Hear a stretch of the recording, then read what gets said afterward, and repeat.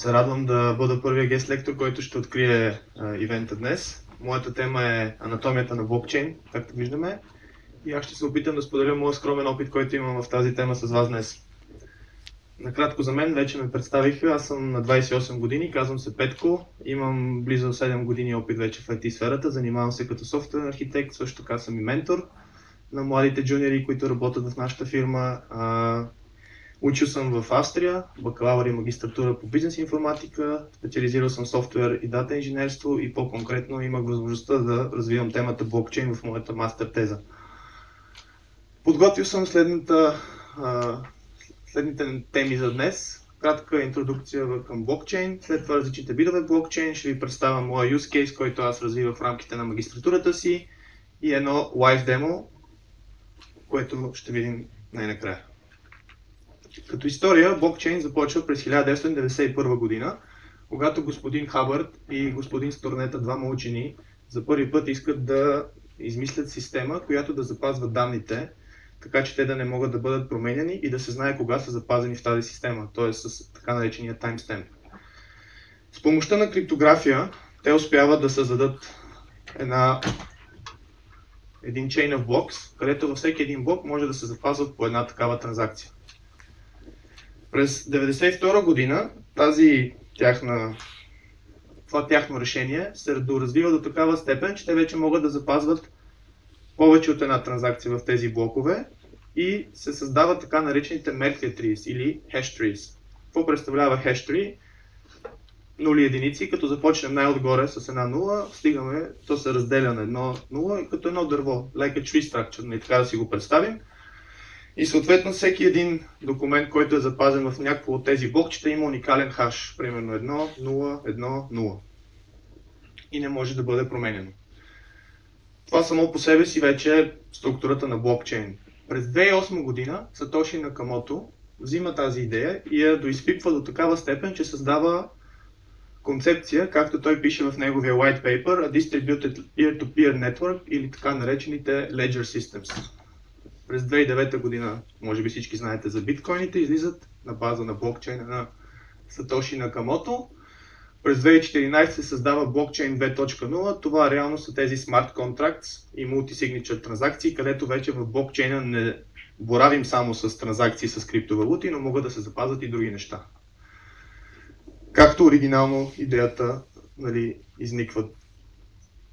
През 2015 Hyperledger си пускат техните проекти да създаваме така наречените Decentralized Apps, т.е. D-Apps, където върху блокчейна, както Cloud Computing ни дава възможността да използваме различни системи като Software as a Service, Platform as a Service, Infrastructure as a Service, тук имаме блокчейн за сервис и ние можем върху този сервис да градиме и да създаваме нашите апликации.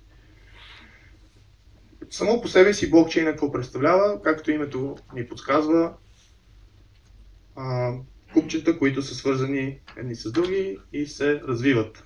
Тоест, като един файл, ако почнем да пишеме, този файл расте, по същия начин блокчейна той също расте, колкото повече блокове създаваме, толкова по-голям става и това е самата идея на блокчейна да стане възможно най-голям, защото когато е възможно най-голям, той е възможно и най-сигурен. Така, през 2008 година Сатоши Накамото създаде този peer-to-peer network. Ние можем да го видим ето тук горе, като една малка снимка от един малък снапшот от голямото нещо, което съществува. Като на всеки един ноуд съдържа блокчейна. Тоест, примерно този ноуд може да се намира в Америка, Азия, Русия, примерно Европа, Африка, така. И идеята каква е? Когато на някой от тези ноудове се добави нов блок, той вече не е в синк с другите ноудове. Съответно, чрез bootstrapping протоколите, тези ноудове валидират новия блок, който е добавен, съответно новия блокчейн. Ако го приемат, той става част и от тях и се запазва и те стават в синхрон. По този начин се придобива този security check, че когато на един от ноудовете се промени нещо, то трябва да е в синхрон с другите. И ако не е, и bootstrapping протокола не го приеме, значи тук нещо не е наред или някой се е опитал да промени нещо, което не трябва да бъде променено. Това цялото нещо, защо е децентрално? Защото ние не искаме, както по традиционалния начин, нали, извършваме транзакциите чрез някаква банка, искаме тук да ги извършваме децентрално, т.е. някой юзър 1 праща към юзър 2 някакви криптовалути или някаква транзакция се извършва между тези двама юзери. Това нещо се извършва примерно ето тук на ноут 1, добавя се тази нова транзакция в новия блок и тя после се разпространява по другите нодове. Един нод може да бъде откъснат от тази система, ако е известно време офлайн или не може да бъде достъпен на другите нодове. Имаме следните три различни вида нодове. Mining node, ще почна от него, защото е най-лесно да се обясни. Както името казват, неговата идея е да създава блокове, т.е. да майнва. Защо? Защото, както обясних, колкото по-бързо разрасне блокчейна, толкова по-добре. Другия нод е пълния нод. Пълния нод, той реално съдържа целия блокчейн, всичките протоколи за криптовалутите, примерно, които ще подкрепя и може да извършва транзакции. А Light node екстендва до някъде функционалността на Full node, може да извършва транзакции, но до там. Най-често Light node-овете се ползват на вашите мобилни апликации, които вие ще ползвате, примерно, нали, да виждате някаква информация от блокчейна, ако си отворите примерно нещо за биткоините, може да видите колко биткоина има днес, колко блока са създадени и така нататък. Така, реално, това е структурата на един блок, като трябва да отбележим, че имаме така наречения Genesis блок. Това е първия блок. Както виждате, в него не се запазва абсолютно нищо, нали, защото той реално от него започва блокчейна и няма как той да съдържа нещо, защото преди него няма друг блок и ако тук се запази нещо, то не е сигурно. То може да бъде променено по всяко едно време, защото... Защо? Това е важно. Защото, когато се създаде следващия блок, този хаш, който се генерира тук за самия блок, една част от него съдържа хаша от предния блок. Също така, транзакциите, които са вътре, те са също част от този хаш, както обясних в Merkle 3, нали? И съответно тук този хаш няма предишен блок, той не съдържа никой друг хаш и ако има транзакции, те могат да бъдат променяни по какъвто и да било начин. И за това също така е важно блокчейна да разраства възможно най-бързо. Виждаме тук една малка аномалия в блокчейна, която е следната, нарича се форкинг. Защо? Защото по едно и също време, поради някаква причина, тези два блока са влезнали в блокчейна. Това не е никакъв проблем за блокчейна, те се добавят към този parent блок, блок 1 в случая. След това по същия начин, както тук се създава хаша и след това обаче е важно къде ще се прикачи сега следващото блокче. Следващото блокче се прикачва тук, защото това тук става най-дългия chain of blocks. Така. Стигаме до verification алгоритмите. Това реално са така наречените mining алгоритми. Аз ще ви представя два от тях днес, така най-известните. Има много други, но няма да изпадаме в чак такива детайли. Първият е Proof of Work, а другият е Proof of Stake. Proof of Work, може би всички го знаете, той е алгоритъм, който се използва за майнване на биткоини, като той изисква абсолютно много CPU power, за да се създаде един блок, защото самия алгоритъм, който се използва, базира на SHA-256 и той казва, че трябва, за да се създаде един валиден блок в този блокчейн, да има определена сума от нули преди хаша си. За да се създаде този хаш, понеже функцията е non-deterministic, което значи, че ако вкараме един и същи input, винаги ще излезе друг output и той трябва да се пробва много пъти, докато не се създаде правилния хаш. И това само по себе си е много изисква много ресурси. Proof of Stake, от другата страна, е създадена като алтернатива към Proof of Work, за да не трябва да се хабат толкова много ресурси да се създават блокове. Ами тук блока се създава с някакви транзакции и coin ownerите си стейкват техните койнове. Т.е. те ги залагат и казват, този блок ще бъде валиден. И ако блока се окаже валиден, те получават така нареченото фи, за това, че са си стейкнали койновете. Просто единият е много по-сложен за извършване, другия е по-лесен, но и е свързан с определени рискове. Така, различните видове блокчейн. Те се делят в тази матрица на достъп и валидация. Достъпът може да е публичен, може да е private. Валидацията значи или имаме някакви права, или нямаме никакви права, имаме право да стъпваме всичко. Само да пина малко вода, че ми присъхна хрустните.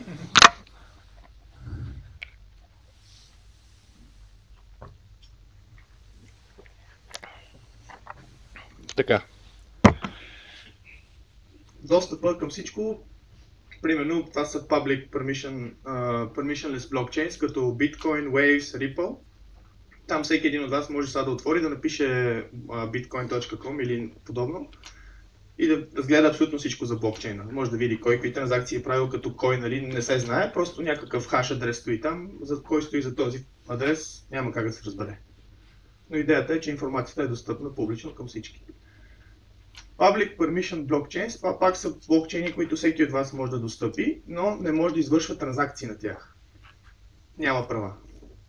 Това е примерно Ethereum, Sovereign, аз преди малко казах Ripple за permissionless, извинявам се, Ripple е permission. И така, Private Permission Blockchains, тук вече е интересно, това са блокчейни за определен use case, примерно между фирми, които искат да използват блокчейн поради една или друга причина. Малко по-късно в use case ще ви обясна. И тук вече не всички имате достъп до блокчейна, само определени юзери, които са вкарани в така наречения whitelist на хостовете. И юзерите имат различни права върху блокчейна. Това е Quorum или Hyperledger Fabrics. Тук виждаме, че има въпросителна. Защо? Защото Private Permissionless Blockchain сами по себе си нямат много голям use case и не съществуват такива, поне доколкото аз знам. Тъй като един блокчейн, който е private, той няма как да е permissionless. Той винаги трябва да има някакви permission. Не може всеки, който ползва блокчейна в този затворен кръг, да няма permission. Той винаги има. Дали ще са permission да се чете или не, пак са си. Така, блокчейн 2.0, Smart Contracts. 2014 година вече. Така, какво е Smart Contract? Smart Contract представлява, да си го представим като един договор, който е написан по декларативен начин, примерно на Solidity. Там описваме една транзакция, за да влезе в блокчейна и да бъде валидна, какво точно трябва да се случи. Един договор. Този договор след това се компилира, той първо се пише, после се компилира в байтове и след това се деплойва в блокчейна, като протокол. Когато се деплойне върху блокчейна и той стане част от него, тогава блокчейна го разпознава и знае, че за тази транзакция да бъде валидна и да бъде приета и да се разпространи по нодовете, този договор трябва да бъде осъществен правилно. И на база на това се създават така наречените multi-signature транзакшени, които са, нали, по-различни от традиционните транзакшени, защото аз ако искам сега да преведа пари на някой от вас, никой не може да ме спре, отварям си апликацията, пускам ми парите, готово. Биткоините, примерно.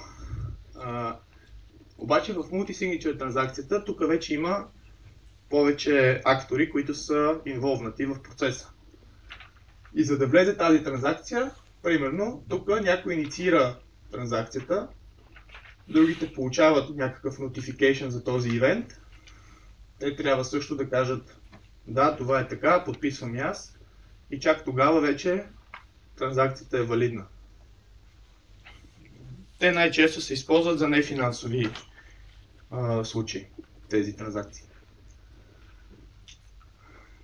Така, блокчейн не винаги има use case, т.е. не винаги може да се използва или трябва да се използва. И това най-често си го отговаряме, като минем през ето тези въпроси и стигнем до извода, изглежда като валиден use case за блокчейн или по-скоро ще използваме база данни, централно ще запазваме данните. Примерно, задаваме си въпроса, трябва ли данните да бъдат immutable, т.е. да не могат да бъдат променяни. Ако трябва да бъдат immutable, си задаваме следващия въпрос. Дали тази история трябва да бъде споделена и достъпна към всичките актьори, които участват в use case-а. Така. И ако това е да, ние стигаме тук долу, че това е валиден use case за блокчейн. Тоест, моят съвет към вас е, ако решите да ползвате блокчейн, минете през тази таблица, задайте си въпросите, отговорете хубаво, помислете и чак тогава използвайте блокчейн. Така, моят use case study, който аз ще ви представя, е следния. Представяме си, че един supply chain доставя нещо. Какво е това нещо? Не ни интересува. Интересува ни върху какво се доставя това нещо. В случая се доставя върху палета.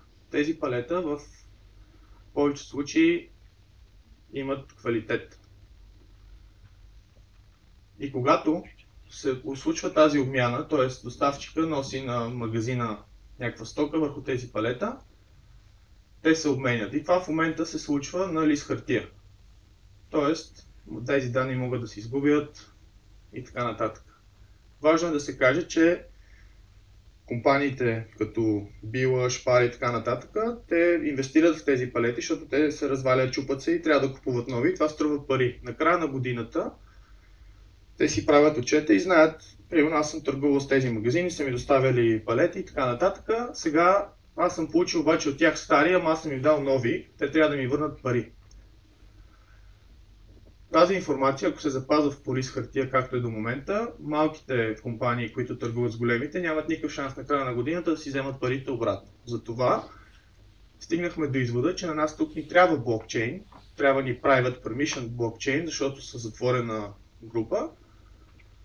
И тези данни, съответно, като се извърши тази транзакция между този, който изпраща, доставчика и този, който получава, тази транзакция трябва да влезне в блокчейна и да си остане така, както е протоколиран, за да може да се променят тези данни и на края на годината да се знае кой какво е получавал и как го е изпращал. Тук се използват multi-signature транзакции, защото има повече от един актор, който е инволвиран.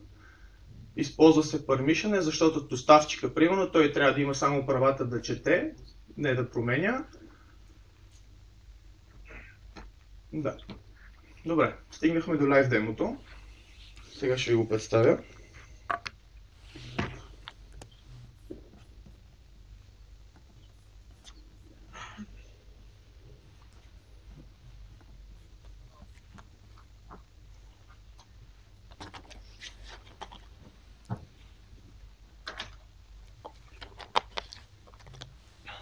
Така, това, което аз съм ви подготвил за днес като демо, е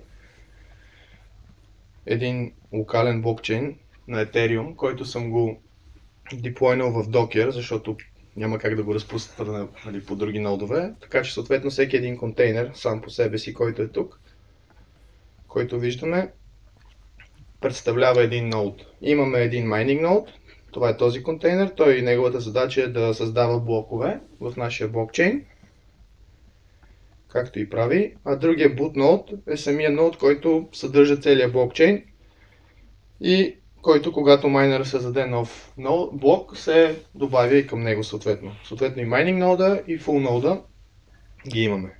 Ние в момента имаме към 1417 блока в нашия блокчейн, които са създадени. Така, къде тръгваме? Първо си създаваме нашия Genesis блок, първия блок, който е Chain ID е Network ID на Docker Network 12.14 го използвам аз, защото не искам да ползвам публичния на Ethereum, не искам да се свързвам с Ethereum, искам да ползвам изолиран блокчейн. Това тук е просто конфигурацията за първия Genesis блок. От някъде трябва да тръгне блокчейна. Тук си деплойваме нашия клиент, който после ще използваме, за да можем да правиме HTTP колове към нашия блокчейн network и да изваждаме данни от него или да извършваме транзакции.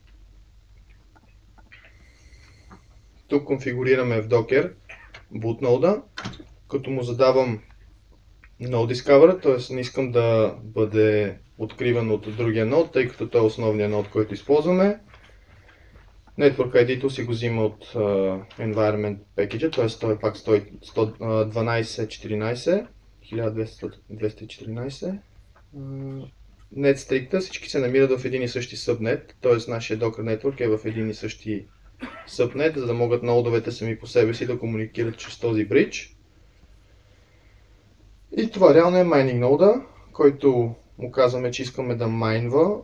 Това му го задаваме тук като параметър и му казваме, че искаме към нашия юзер аккаунт, който сме създали, да, когато майне, да прехвърли там етhercoin-овете, които имаме. Това ни е client нода. Този нод го използваме, за да можем да правим заявките към блокчейна.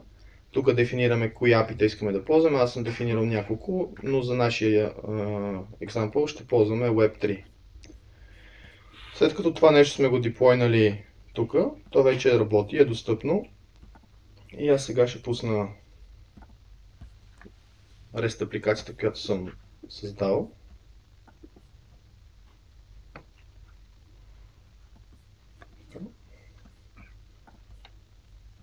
И ще се опитаме да направим няколко заявки и да видим какво ще ни върне това нещо.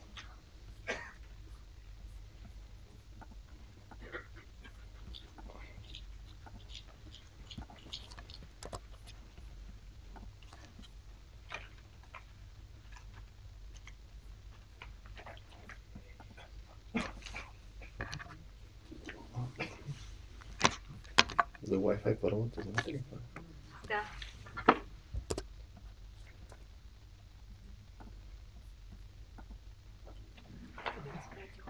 Да, телефона не знае. По-голямо.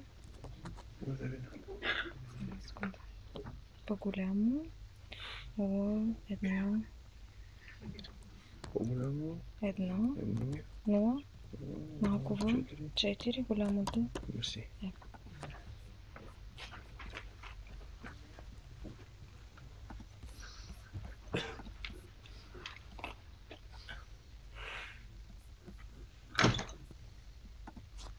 Така. Искаме да проверим първо дали въобще можем да се свържем с нашия нетворк. Да, ето тук получаваме Connectivity чека, че всичко ни връща. Искаме да видим колко блокове имаме. Тук ни връща някакъв хаш result, който ако го дехашнем ще бъде равен на тази сума тук. Съответно можем да се достъпим и сега ще пробваме чрез нашата REST апликация да се свържем, която аз мога да обясня набързо как функционира. Реално погледнато, аз съм създал един сервис, който се казва Blockchain Service Ethereum. И чрез него ние използваме този Web3J клиента, който показах малко по-рано, че тук е дефиниран като API за блокчейна. И съответно, когато искаме да се свържем, ние просто конфигурираме в нашите property-та, нали, към кого ще се свързваме, само че това са грешните. Ето тук. 8545, локално, всичко е локално. 8545 е порта, който използва ето тук, този RPC endpoint за GET. И реално ние можем по този начин да се свързваме с нашия блокчейн и да извършим каквито да е било транзакции. Само момент. Така. Тук взимам хаша на последния блок, който е създаден.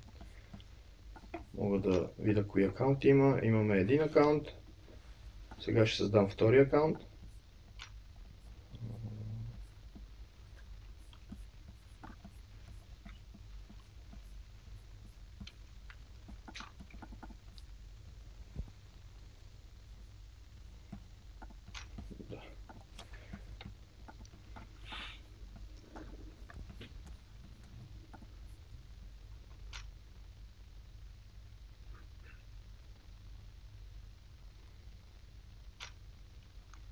Така, готово, създадохме втори акаунт.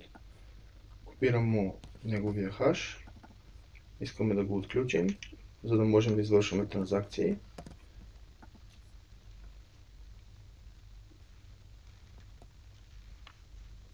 Може би паролата не е вярна.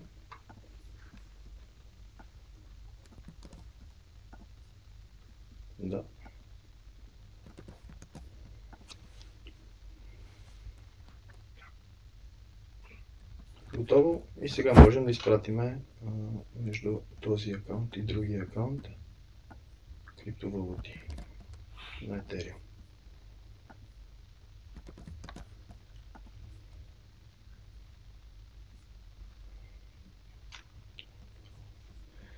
Аз трябва да отключа другия.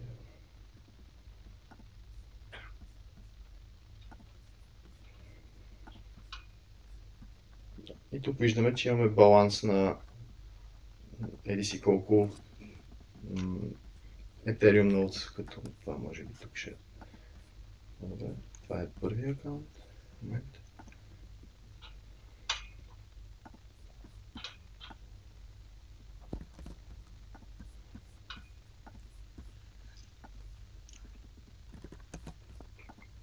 Да, виждаме, че имаме, не мога да прочета това число, но доста пари в него. Така, това е за мен от днес. Благодаря ви за вашето внимание. И ако имате въпроси, ще радвам да отговоря на тях. Благодарим ти, Петко, за увлекателната лекция. Имам един бърз въпрос към теб и то е, крайна сметка, блокчейн, както каза ти, измислен повече от десетилетие. Може ли да ни споделиш твоето мнение, какво е достатъчно стабилно ли е вече като архитектура, като технология, за да може да се използва за някакви големи цели? Да, блокчейна се използва в доста големи сфери, като медицината, особено в Америка. Стабилно е като архитектура, като концепция, няма проблеми. Така че да, съветвам, ако наистина има use case, както казах, да се използва. Така че това може да кажем е една от бъдещите технологии, която може да използва всеки един бизнес. Всеки един бизнес не бих казал, но както... От use case. Да, зависи от use case, нали? Защото не всеки бизнес има нужда от блокчейн, но определен тип бизнеси наистина имат нужда от блокчейн и е валиден use case. Благодарим много.